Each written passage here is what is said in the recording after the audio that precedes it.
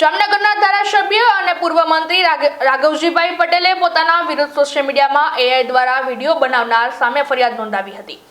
રાઘવજી પટેલને બદનામ કરવા એઆઈ ટેકનોલોજીથી વિકૃત ફોટા અને વિડીયો સોશિયલ મીડિયામાં વાયરલ કરાયા છે।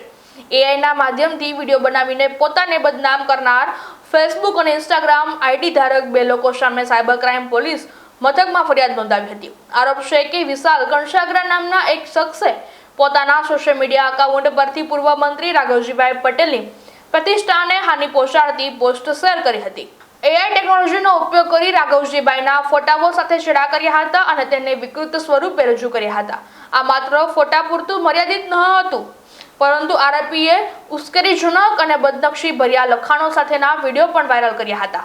આ ગંભીર મામલાને ધ્યાને લઈને જામનગર સાયબર ક્રાઇમ પોલીસ દ્વારા ગુનો નોંધી તપાસના ચક્રો ગતિમાન કરવામાં આવ્યા છે। પોલીસ હવે એ દિશામાં તપાસ કરી રહી છે કે આ કૃત્ય પાછળ માત્ર વિશાલ કણસાગરા છે કે પછી કોઈ અન્ય રાજકીય વિરોધીઓનો પણ હાથ છે।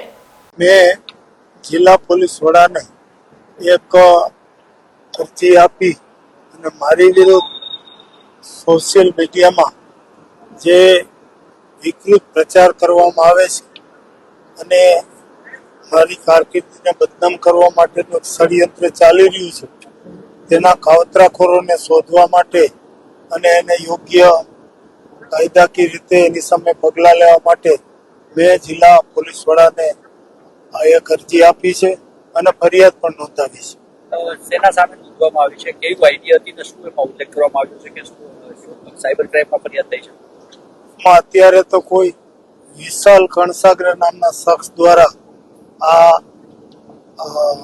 આવી પોસ્ટો મૂકવામાં આવી રહી છે। એઆઈ ટેકનોલોજીના માધ્યમથી વિકૃત તસવીરો બનાવી અને ખોટા પોસ્ટમાં લખાણો દ્વારા મને નુકસાન થાય, મારી કારકિર્દીને નુકસાન થાય એ માટેના વ્યવસ્થિત પ્રયત્નો થઈ રહ્યા છે। મારી સાથે રાજ્યસભાના સાંસદ અને આદરણીય ઉદ્યોગપતિ શ્રી પરિમલભાઈ નથવાણી સાહેબ તેમજ આપણા જામનગરના લોકલાડીલા સાંસદ બેન શ્રી પૂનમબેન માડમને પણ આ જ પ્રકારે આ શખ્સ દ્વારા જુદી જુદી પોસ્ટો દ્વારા બદનામ કરવા માટે વ્યવસ્થિતપણે પ્રયત્નો કરવામાં આવી રહ્યા છે। એટલે મારું માનવું છે કે આનો મૂળ સ્ત્રોત એક જ હોઈ શકે, અમારા કોઈ રાજકીય વિરોધી દ્વારા આ ષડયંત્ર રચાણું હોય અને એના દ્વારા આ રીતે આ વાત પ્રસારિત થતી હોય। હા, અગાઉ જમનભાઈ ફળદુત એક જાણીતા બિલ્ડર છે, તેણે પણ આ જ પ્રકારની ફરિયાદ કરી છે। એટલે આ ષડયંત્રને સમૂળતું નાબૂદ થાય, આ ષડયંત્રના કાવતરાખોરો સામે કાયદાકીય રીતે પગલાં લેવાય અને આવી કામગીરી બંધ થાય, એના માટે મેં જિલ્લા પોલીસ વડાને અનુરોધ કર્યો છે।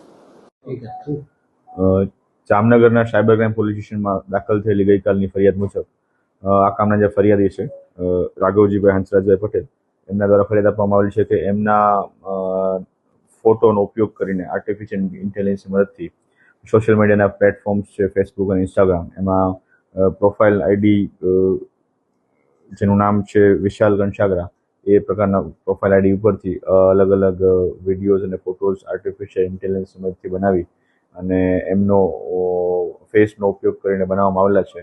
અને તેમજ આ પ્રકારના બનાવવાનું કારણ એમના બદનામ કરી, એમને અલગ અલગ બદનક્ષી કરી અને તેમને ઉશ્કેરણીજનક આ પ્રકારના ફોટો અને વિડીયો મૂકવાનું છે, જેના આધારે ભારતીય ન્યાય સંહિતાની કલમ અને આઈટી એક્ટની કલમ મુજબ Jamnagar cyber crime police station દ્વારા ગુનો નોંધવામાં આવેલો છે અને આગળની તપાસ કે આ જે આઈડી છે એના ધારક કોણ છે અથવા તો આ પ્રકારનું કૃત્ય કોના દ્વારા કરવામાં આવ્યું છે એની ટેકનિકલ તપાસ હાલ સાયબર ક્રાઇમ પોલીસ સ્ટેશન ચલાવી રહ્યું છે।